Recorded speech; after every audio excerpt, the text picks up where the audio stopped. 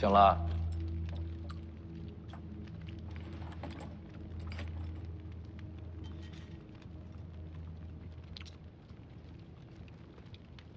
壶底到底是什么东西啊？我家壶底，跟你没关系。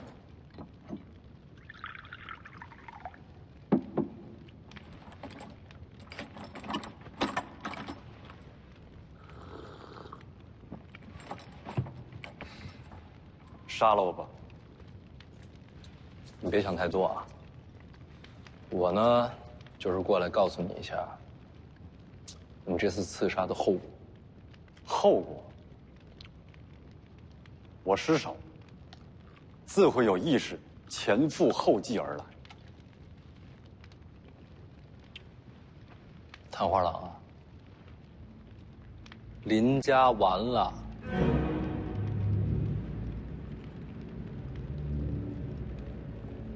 刺杀你是我一人之事，和林家有什么关系？你是林家嫡子，你说有没有关系？我死了不就完了？你别想着自尽啊！你死不死，结果都一样。不就是刺杀世子，顶多就是个砍头，怎么着也不可能株连家族的。那要是加上谋逆呢？什么谋逆？你们林家和亡国逆贼暗中勾结，不是为了谋逆，还能为什么？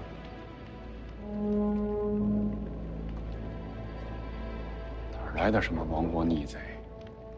你这就是想构陷林家。你一面之词，谁会信？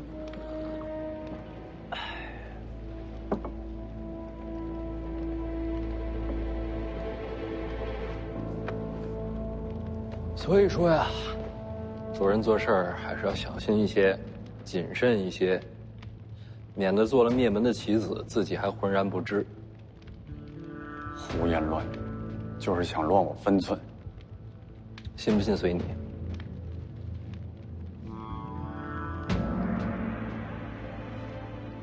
好了，我说完了，走了。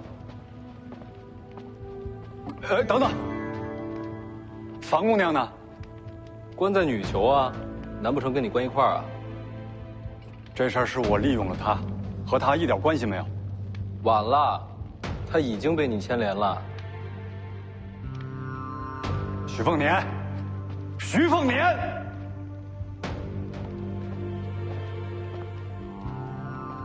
我知道你心中有大义，但你有没有想过，这可能是偏激？我还不知道你的名字呢。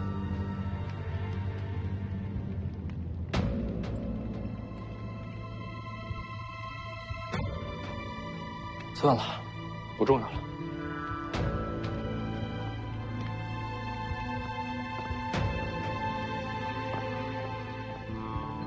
不可能，不可能，他就是为了吓我。徐凤年，徐凤年，徐凤年。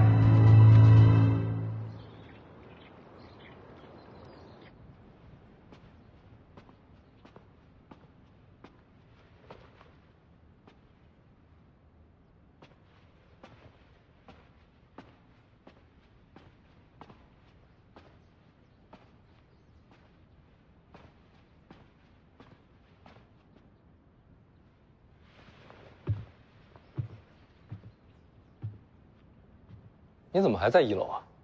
看书啊。但这1楼都是入门武学，你早就用不上了。要成为天下第一，就要从根本处博览众长。那你加油，我找人去了。你魏爷爷在后面睡觉呢。我不找他，我上去见我师傅。你不是说刺杀布局未解开前，没脸见他吗？解开了。你知道是谁要刺杀你了？我知道是谁在背后谋划这一切，但他的目的不是为了杀我。3次刺杀虽然都发生在灵州，但他想要的结果在千里之外。回头我跟你细说。不必说了，与武学无关的，我也不感兴趣。哦，走了。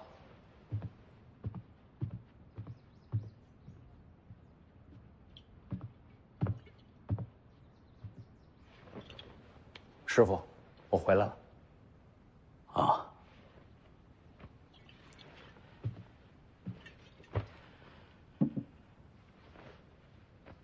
刺杀之局，你解开了？是。是何人谋划？青州靖安王赵恒。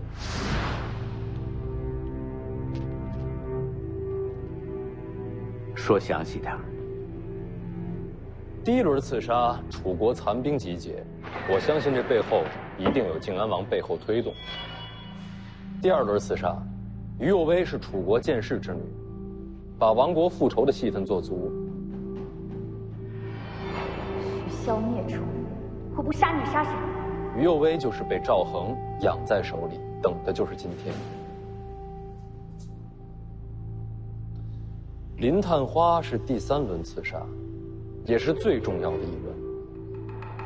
他要杀我，是真的相信北凉误国，但这一切也少不了靖安王赵恒的暗中推动。证据呢？不会有证据，甚至林探花自己也不会知道。他想要杀我，是受了靖安王潜移默化的影响。你胡说些什么？杀你并无人指使。林探花一出手，所有人都会认为是林家与楚国老兵联手，这性质变成了谋逆。所以，林家完了。那靖安王赵恒推动这一切，又是为了什么呢？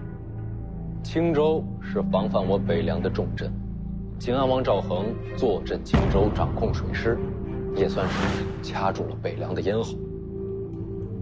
但靖安王毕竟争过皇位，京城对他不放心，所以青州财权一直是河东林家所掌控。3轮刺杀之后，林家陷入谋逆漩涡，无力回天。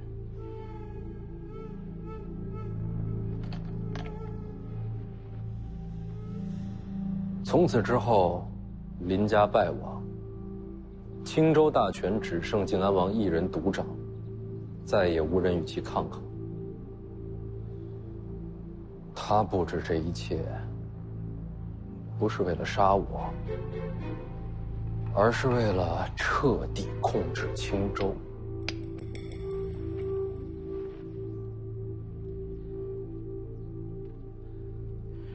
连环杀招，真正布局却在盘外。千里因果，无迹可寻。靖安王赵恒，好可怕的气手。如果你真的被杀了呢？我若身死，北凉必乱，对青州有益无害。靖安王这盘棋下的是有胜无败啊！这局棋，你还没有真正看透。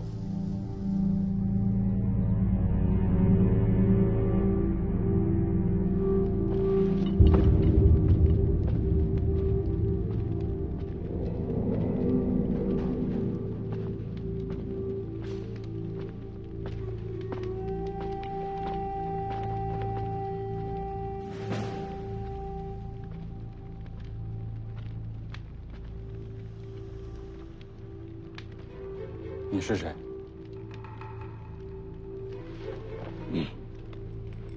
我乃窃国之贼。你看，我都站在你面前了，你都不认得我。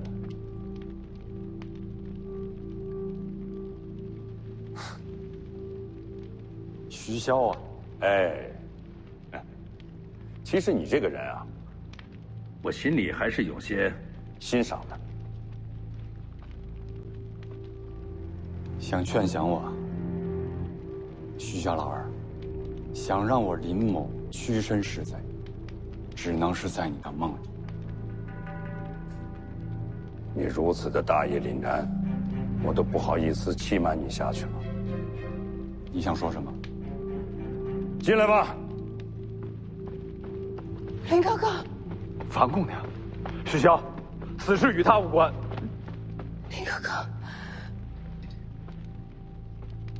他们把你放了。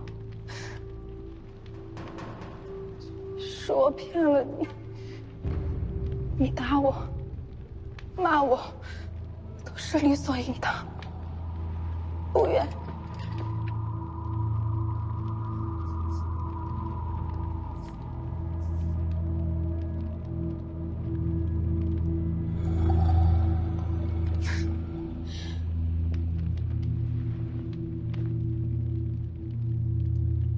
大家都是做戏，我演的好不好？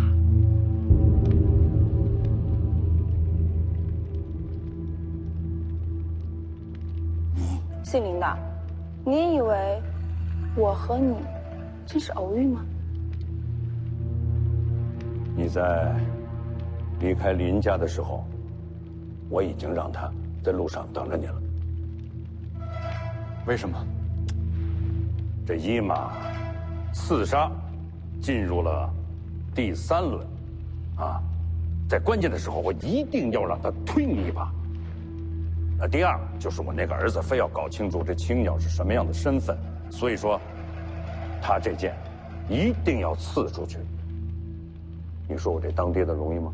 啊，儿子想要什么，我必须得想方设法的让他得到，你说是不是？还有，有我作证，你们林家和楚国云莲联手的事，那就算坐实了，一点翻盘的机会都没有了。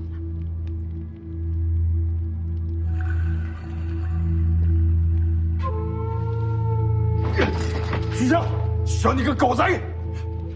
哎，局役不完，给你个交代，也算是对你心中这份大义的敬重，啊。朱修，上主公，传信给王林泉，就说林家已经彻底完了，一定要让他一步步的毁掉林家的命脉。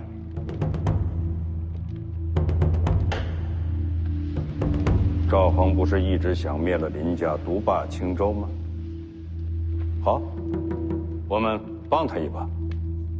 可晋安王并不知道，虽然林家倒了，可帮他接管青州财权的心腹，其实是早就藏在他身边的北凉门生。这局棋下的愉快。去吧。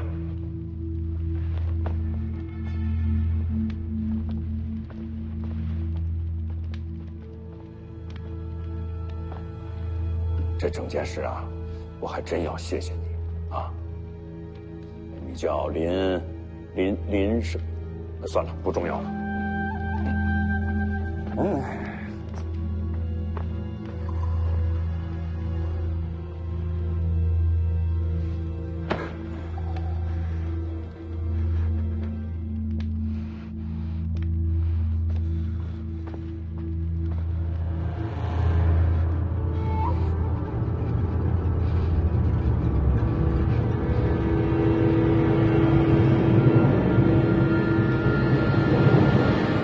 您是说这局棋，徐骁早有应对？不仅如此，难道还有更深一层？你要时刻记住，你要看的不仅仅是棋局，还要看棋手藏于心底的谋划。王府最深处那层地牢，你应该知道。我知道，下去看看，或许就能明白。最深一层需要徐骁的手令，我下不去。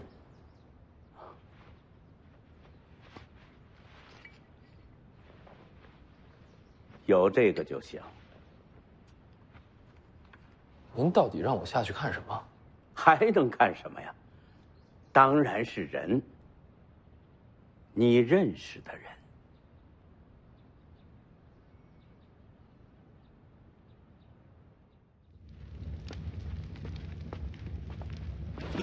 手令。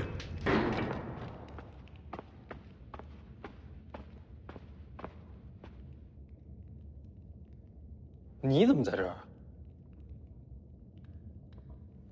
世子莫非忘了，是您下的命令。来人，把这悖逆之徒给我押入大牢。可我已经把你放了呀。世子怕是记错了吧？宁峨眉这人挺实在的，你找个理由把他给放了。你认识林探花吗？谁？你不认识。林家刺杀跟你没关系。于有为刺杀是你策划的。世子想要杀我，尽管动手便是，何必栽赃嫁祸？于有为也和你没关系。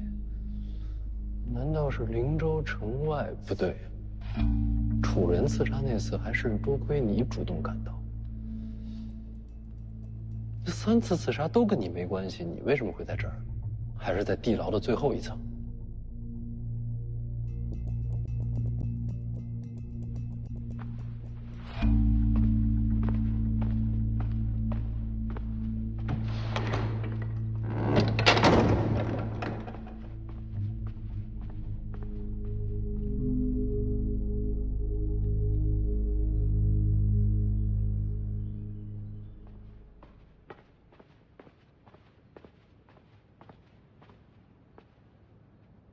你也在。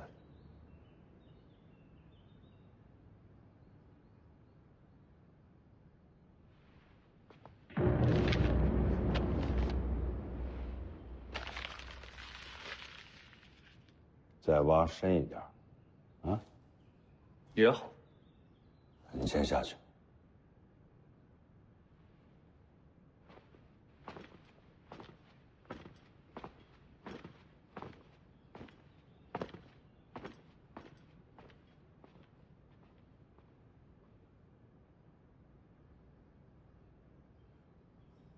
找爹有事儿？宁峨眉为何还关在地牢里？我不方便知道。其实早晚你也会知道，啊，不跟你说呢，只是不想让你为难。大事。你知道咱们北凉最大的敌人在哪儿？北莽？那算不上。京城。皇室宗亲确实对我们北凉有所忌惮，但不管怎样，那也算是个外地。你的意思是，北凉最大的敌人在内部？没错。北凉铁骑天下无双，要想毁掉北凉的根基，只能从内部着手。宁峨眉跟外敌联手？没有。他要举反旗？他忠心耿耿。那你为什么关他呀？他支持你弟弟呀。你说什么？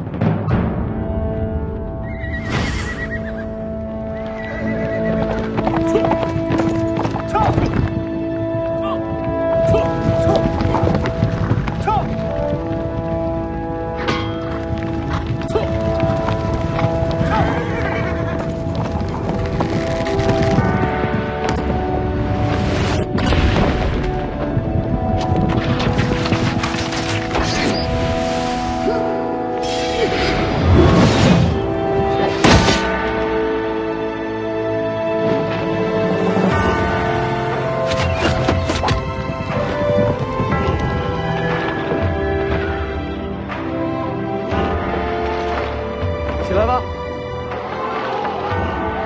黄蛮儿天生神力，军中支持他的人可不少。那不是好事吗？甚至有人支持他接手兵权，执掌北凉。宁峨眉就是其中之一。所以你要亲手杀了他，稳定军心。就为了这个就要杀他？不是他们让你弟弟要接替你的位子，就交给他有什么不好？我也没想要啊。你知道他们为什么要支持你弟弟吗？你刚自己不是说了吗？黄蛮儿天生神力，但他的心智如同孩子一般。皇室觊觎，外敌不绝，你让你弟弟怎么接受这一局面啊？哎，支持他的人不知道这一点吗？他们为什么要选黄蛮儿？就是因为他心性天真，容易被掌控。如果你弟弟接手了北凉，他一定会成为那些野心家的棋子。到那一日，咱们徐家便万劫不复。宁峨眉不像是如此心机之人。他当然没有想过要控制你弟弟，他只不过是对黄蛮儿佩服而已。像他这样的军中之人，就是被那些人推到明面上的棋子。那背后真正想借此机会掌控北凉的人到底是谁？还在查，不急。你先把宁峨眉给杀了，也算是给他们敲一个警钟。杀宁峨眉总需要一个罪名，刺杀北凉世子啊！空口白话，无凭无据，谁会信？如此杀宁峨眉，只会军心大乱。谁说无凭无据了？你还记得第一轮刺杀，是有人把你的画像送到贼人的手里吗？画像的事，定会给你个交代。勾结外敌，其罪当诛。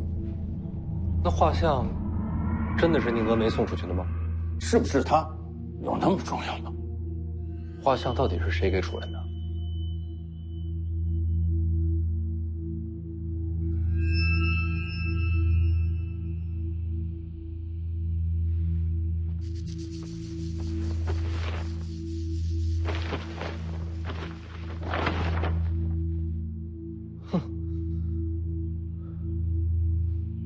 画像是你给他们的，你看，哎，你看是不是？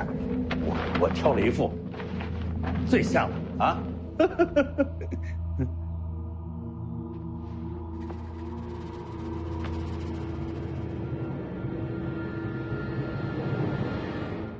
靖安王策划刺杀是为了青州财权，而你将计就计是为了铲除异己。宁峨眉军中也有人吗？只要坐实了他通敌的罪状，才可杀人。哪怕他是无辜的。北凉不能乱，只有杀了他，才能平定军心。北凉不能乱，这话说的跟陈之豹一样，这事儿他也知道吧？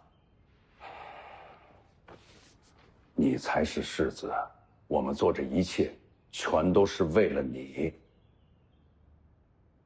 我不会杀宁峨眉。丰年，你姓徐，守护北凉是你生下来肩上就要挑的责任。为了北凉滥杀无辜也无所谓了。我不会杀宁峨眉。好，不杀也可以。啊，哎呀，还有第二个选择。如果黄蛮儿不在了，这争权之说自然也就烟消云散了。你知道你在说什么吗？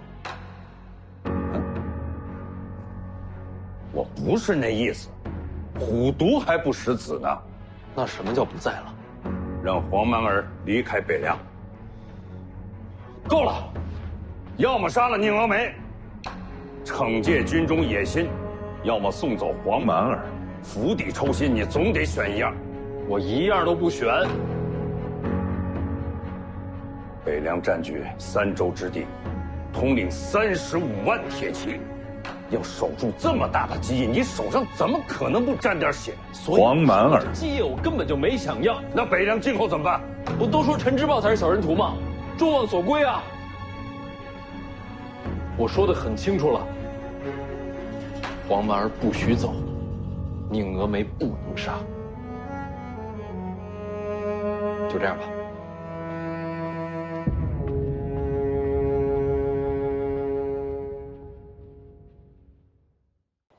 干嘛？我是来告别的。告别？我会武，却一直瞒着世子，是我行事鬼祟。从今往后，不敢再留在世子身边了。徐骁让你保护我。青鸟欺瞒世子，罪不容恕。他在我身边，到底藏了多少人？留了4名死士，甲乙丙丁，我是丙。其余3人是谁？我们各自独立行事，不知其余3人是谁。这是要我慢慢猜喽。不过王爷说过，乙和丁已经为世子战死了。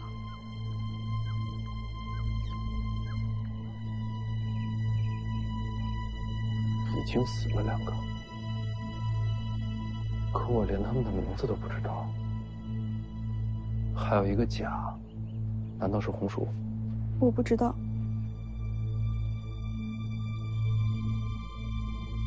我今天心情不好，这就算惩罚了。院里那么多事儿，别老想着跑，进屋干活。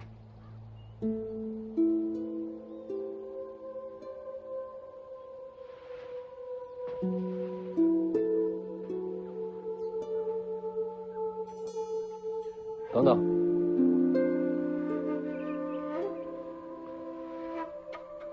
你记住，从现在起，你的身份就不再是死士，只是丫鬟，明白了吗？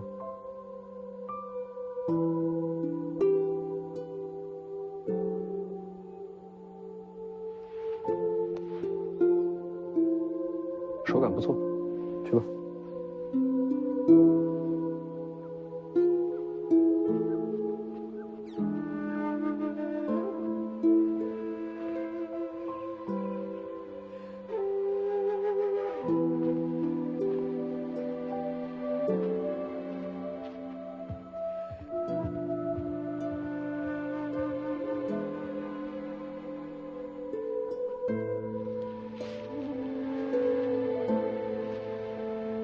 世子对你不错嘛，我还以为你铁定被赶走了呢。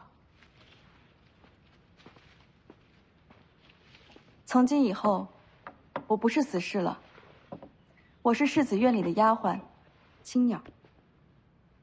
那么你呢？你为什么会出现在世子身边？你真正的身份到底是什么？你猜呀。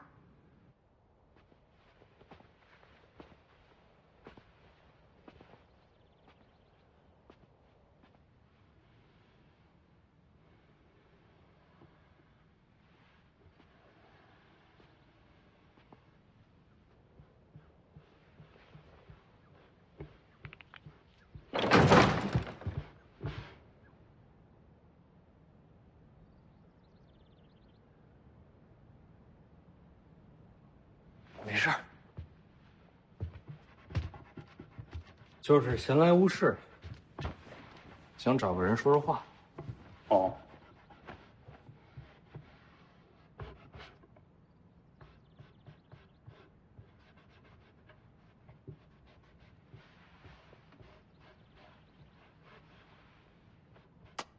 青鸟这个丫头，其实是我爹安排在我身边的死士。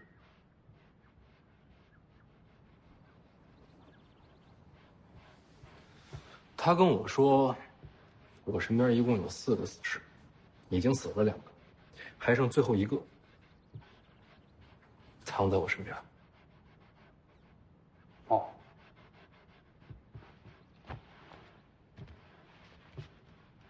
你会不会武功？会吧？那你就是藏在我身边这最后1个死士。我不是。哇，驾，我确实不行。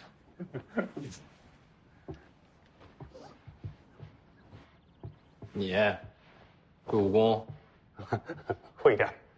那你武功有多高？差不多这么高。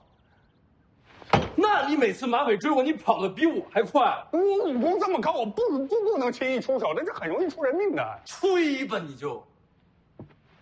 我就不应该猜你是死士，哪家高手像你这种风范呢？偷一只鸡，惹得半村人出来追你。哎呀，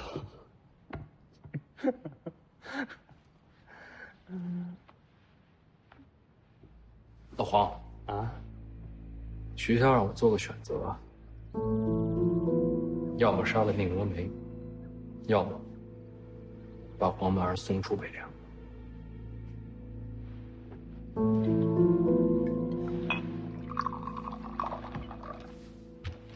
少爷，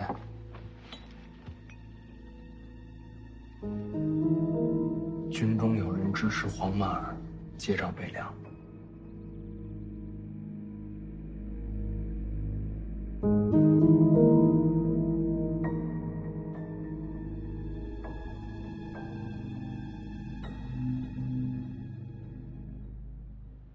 事情大概就是这样，连我都想不到，徐骁要把黄满儿送到哪儿去。我大概能够猜到要把小王爷送到哪儿去。你知道？送到哪儿去不重要，重要的是少爷您是不是不愿意小王爷离开？我当然不愿意了。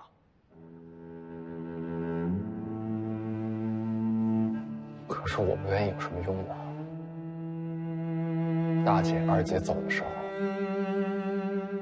我也不愿意。最后还不是都走了。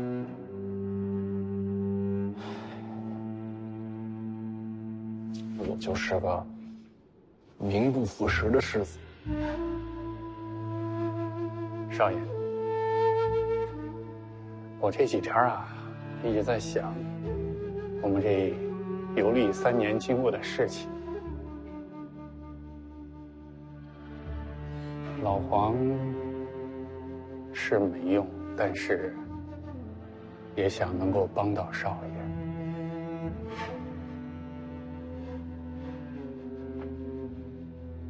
有这心就够了。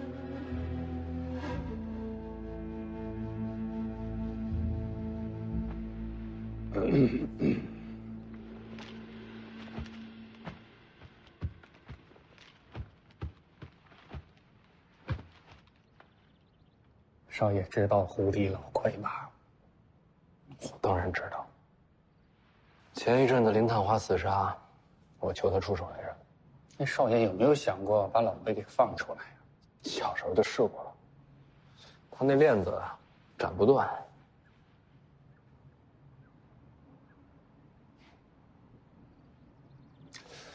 那少爷您这是缺一把好刀啊！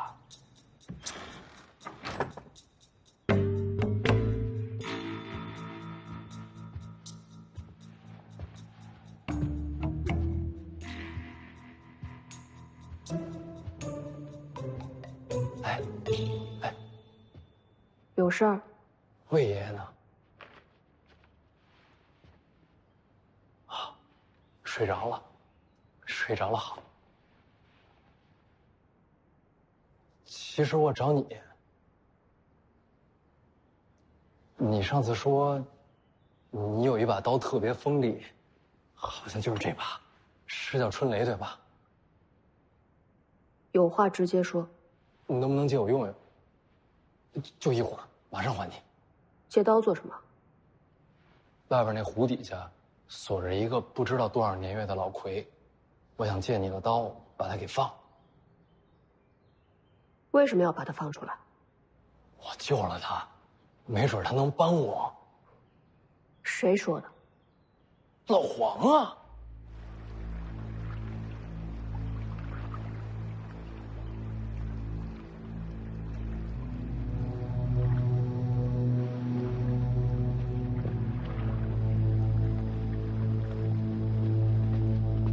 老黄，胡地老魁的事儿，你跟他说说。哦，这胡湖底人被4条玉心铁索缠住，倘若有谁能够亲手砍断铁索助他离开，便能收服这个湖底人。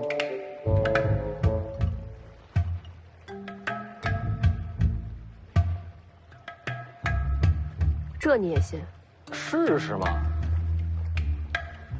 你身边人还不够多吗？有些事儿，北凉王府的人未必帮我。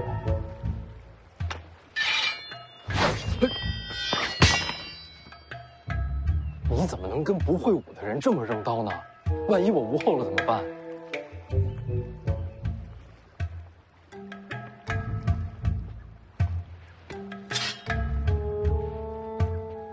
那刀行吗？挺亮的，我觉得行。不亮的是木刀。要不你还我？啊，行，我下去了。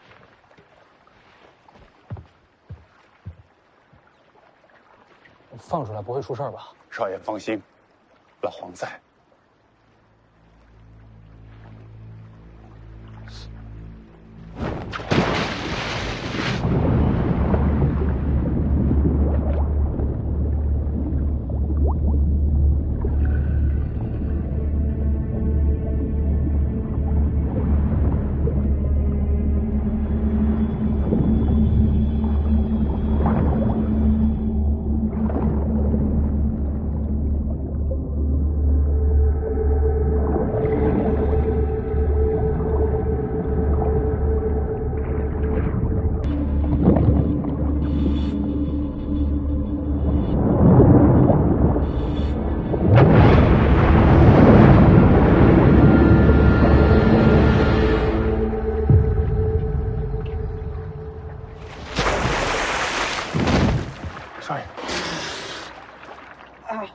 腰断了呀！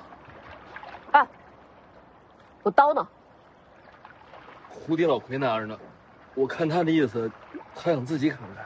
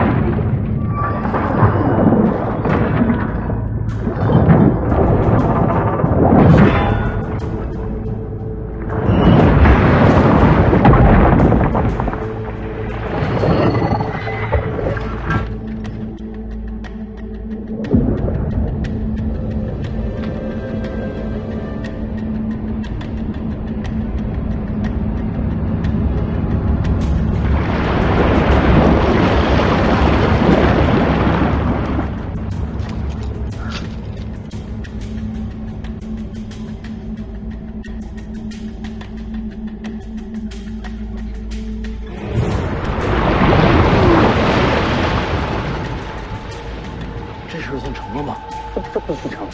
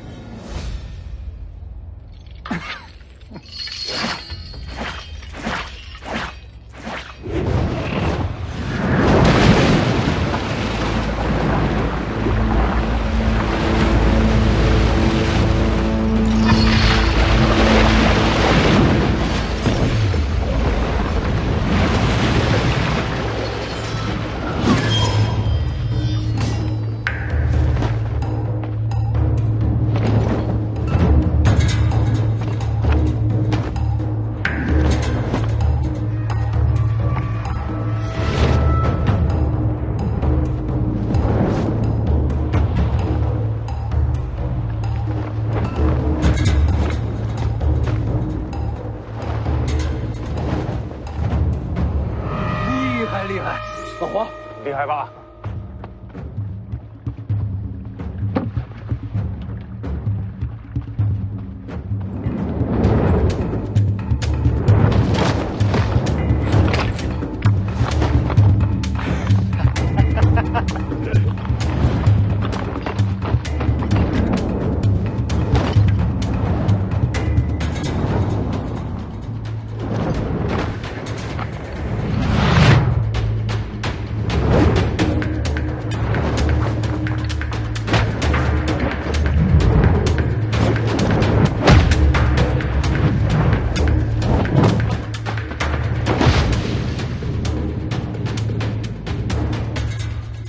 李一山还活着吗？在水里待了那么多年，还能说话？哼！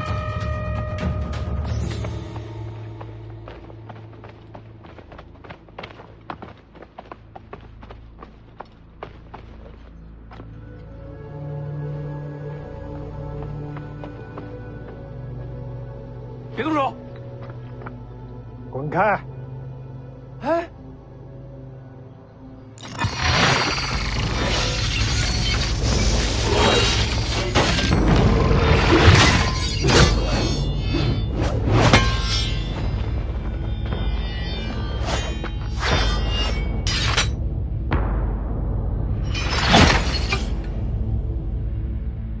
小家伙，别找死！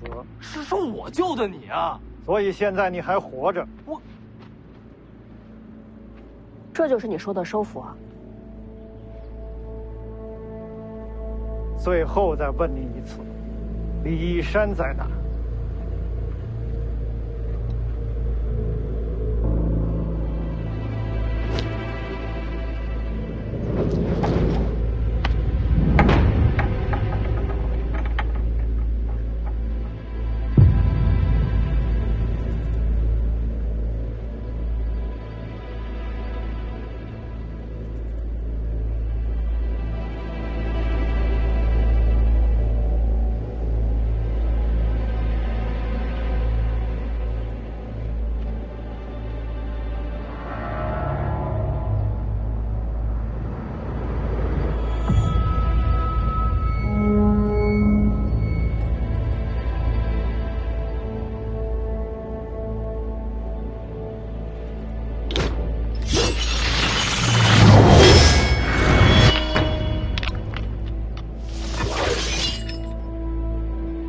李一山，你活着就好，不然我这仇都不知道找谁报去。李一山，当年的无双国师，他不是已经死了吗？他是你师父。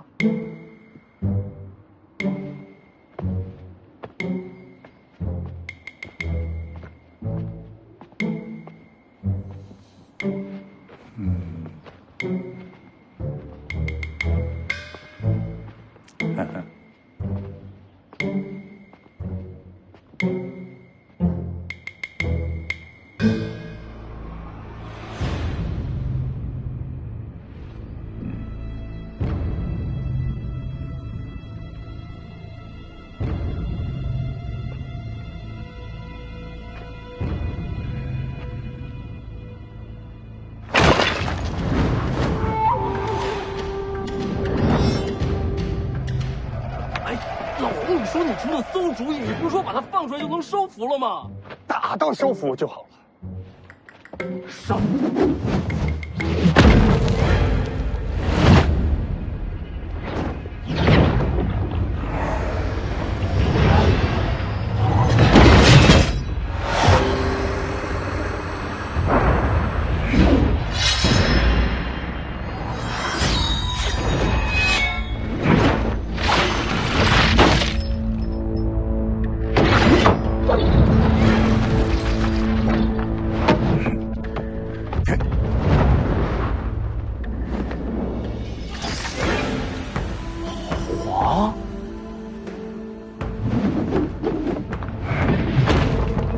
剑九皇，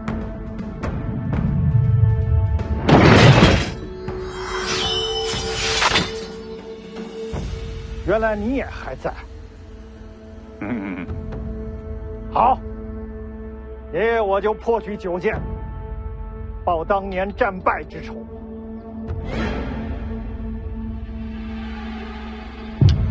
剑1，龙蛇。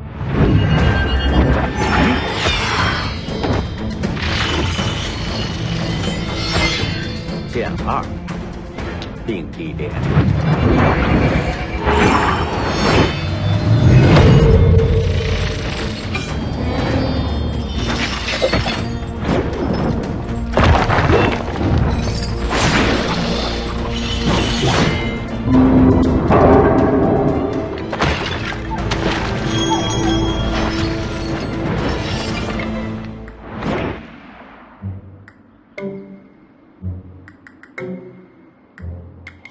我，少爷，等等，还没完呢。当年是我把你打落湖底的，今日结局还是一样。剑3。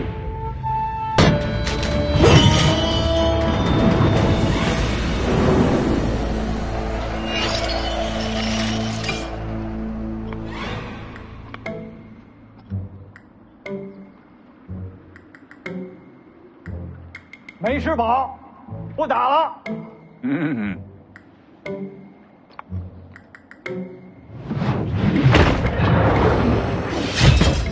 老黄，你。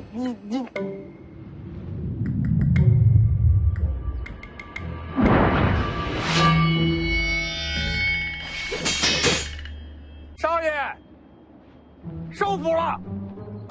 老黄，你武功这么高。少爷，我之前不是跟您说过吗？我武功大概有这么高。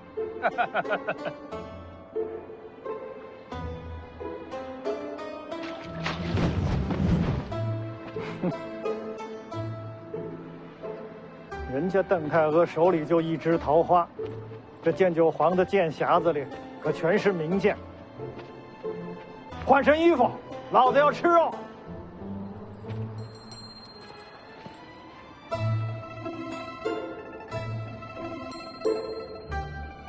你是剑九皇，你知道他？近50年用剑高手，除剑神李纯刚之外，只有2个，一个是桃花之心剑神邓太阿，再一个就是他了。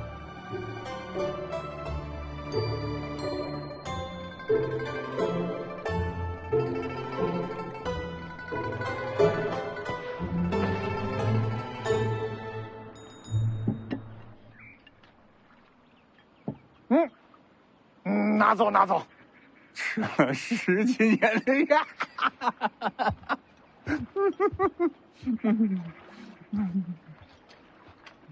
不打了。哦，那我就先去睡了。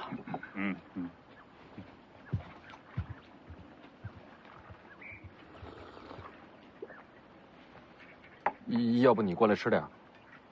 我看书去。哦。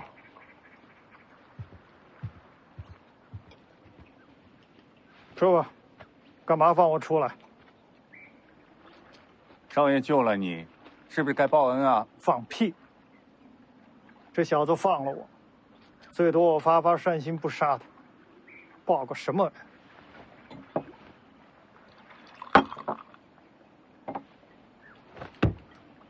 不报恩，再把你打回湖底。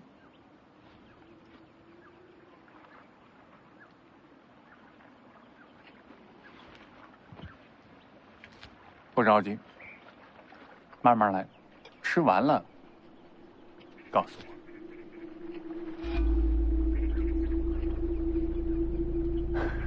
少爷，你肉你得趁热吃，凉了就不好吃了。来。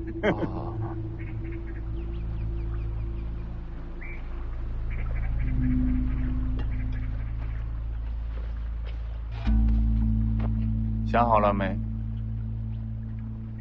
怎么个报恩法？留在府里，保护少爷。有你在，要我做什么？我很快就走，在我回来之前，替我守住少爷。你要走？回头细算。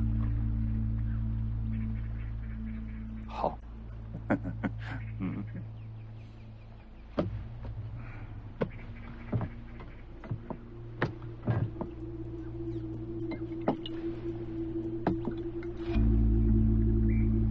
行不行？你多久回来？最多2个月。好。2个月之后你不回来，老子也走人。行。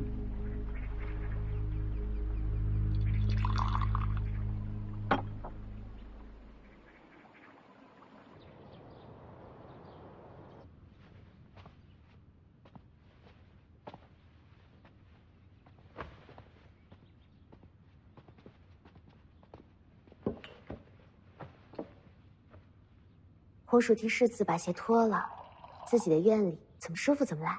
我自个儿能脱。那要我们有什么用啊？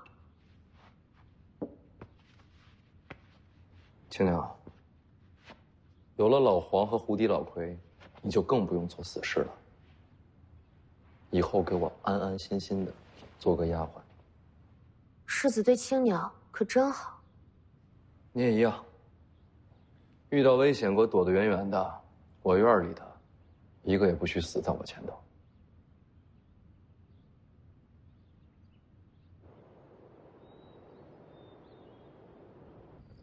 弄什么？老黄，老黄，酒。黄大侠，给大侠上酒。哎，老黄，你下午说的那个，少爷。咱们那次吃鸡是顺了2只蛋还是3只蛋来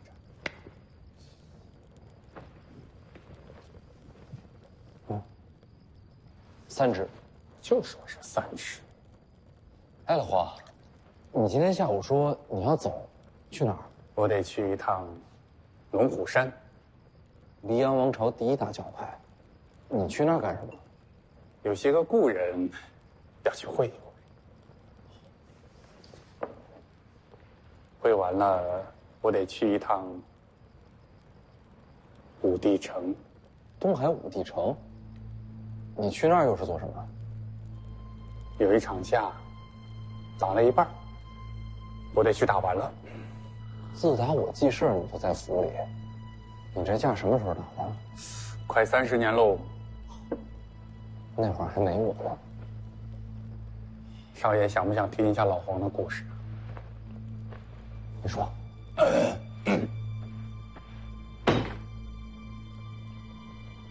其实也挺简单的。我最早是个铸剑的，铸啊铸啊铸啊铸啊的，突然有一天悟了剑道，成为了一名剑客。这也能行？运气好啊。你接着说。然后就游历江湖，收集天下名剑，入我剑匣。就这剑匣子，全是名剑。天下10大名剑，里面原先有6把。原先？我去东海武帝城挑战王仙芝，留了一把黄炉在城墙上。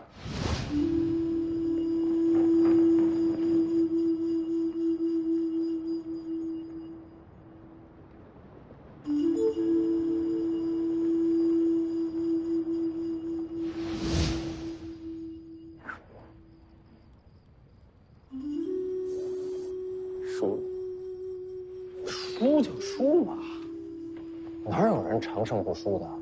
不行，打到一半我就知道自己输了，我当时特别害怕，怕死，怕败。后来我就逃了。离开武帝城之后好几年了，我天天做噩梦，梦见我被王仙芝打败了，丢了性命。少爷，您知道我为什么来北凉吗？北凉离东海很远的，我就像个老鼠一样一直躲，不敢去面对武帝城，不敢去面对王仙芝。本来以为这辈子就这样了，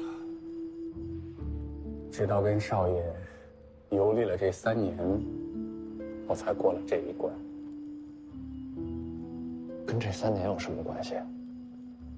少爷，您不会武功，这3年你没躲过，没退过，没怕过。怎么说呢？我突然觉得我什么都不怕。失败啊，死啊，也就那么回事儿。我终于可以面对那个在我胸口压了30年的无地城，我终于可以去面对心底的王贤之。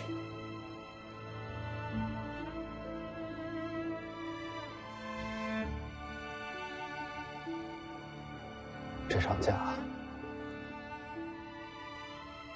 我不会拦着你。但是打完你就给我回来。其他人烤地瓜，没你烤的好吃。我答应少爷，打完了马上回来。第一件事就给少爷烤地瓜。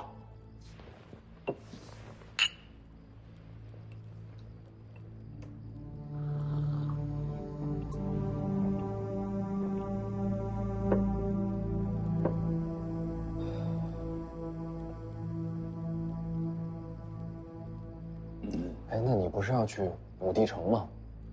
之前还去龙虎山干什么？做买卖。跟龙虎山的人做买卖。龙虎山里边有个老家伙，一直想试探一下王贤之的底细，但是他根本不敢出手。那知道我要去迎战，欢天喜地的要在旁边观战，这不就是买卖吗？就是，反正这场架也要打，不如顺便跟龙虎山要点东西。那当然了，雁过必须拔毛啊！你要什么东西？保密，少爷以后会知道的。老家。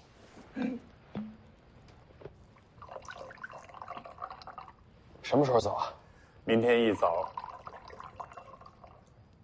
这么急？哎呀，这欠了30年的假，早点打完，早点了心事。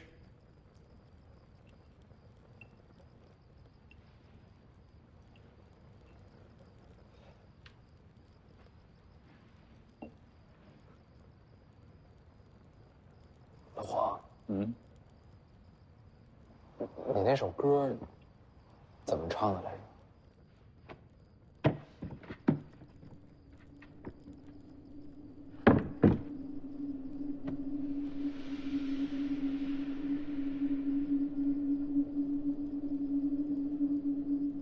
老狗，老狗，天下没有土里埋骨，田里寻苦。老狗，老狗，天下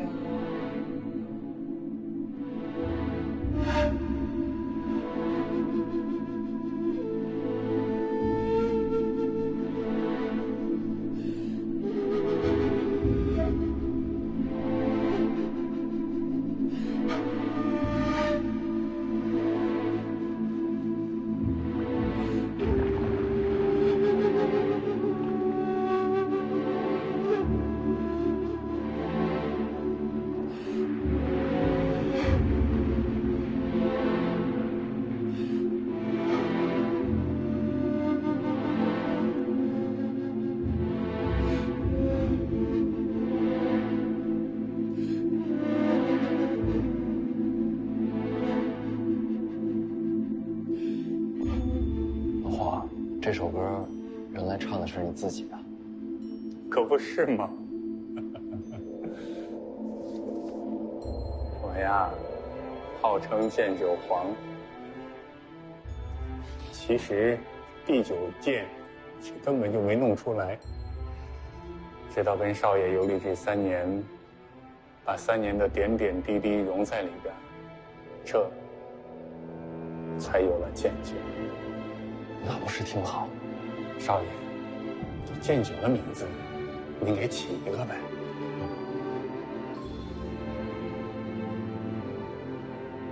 咱们这3年能走了多少路？来来回回的怕是有6000里。那就叫6000里。不喜欢，咱俩再换。就这个名字，剑九6000里。